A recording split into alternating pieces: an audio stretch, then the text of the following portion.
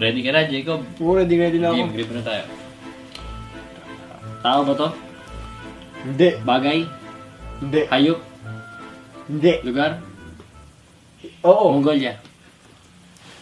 Ano nalaman yun? Anong capital mo? Girls, you think enough na yung ginawa natin pagre-review kanina sa library? Oo naman, Leslie. Eh, halos masubsob nga yung mga mukha natin sa books eh.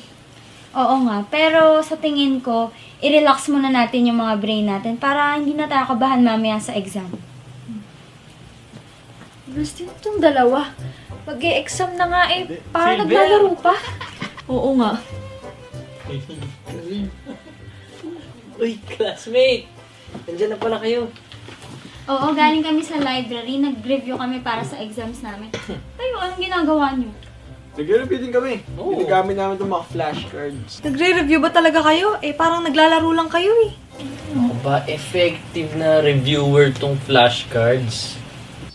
Effective pala. Eh, tara na. Pasok na tayo. Teka, Liz, parang may nakalimutan ka yata. No? Wala ah. Dala ko naman dito sa bag yung lahat ng kailangan ko eh. Hindi yun, Les. Hindi pa natin nababati yung mga classmate natin, oh. Hello, classmates! Excited na ba kayo sa klase natin ngayon? Kung ganun, simulan natin ang klase. Ito ang classroom. Ibang klase to. Okay.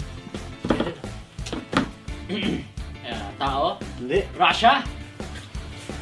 Tama? Oo, galing.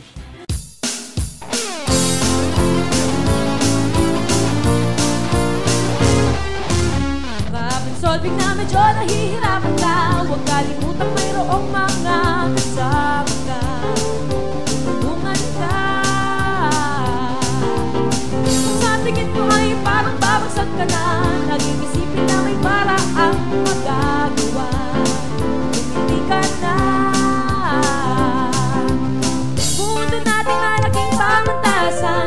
May mga leksyong matututunan. Sa dami pa hindi natin nalalaman, sa buhay natin nasilid na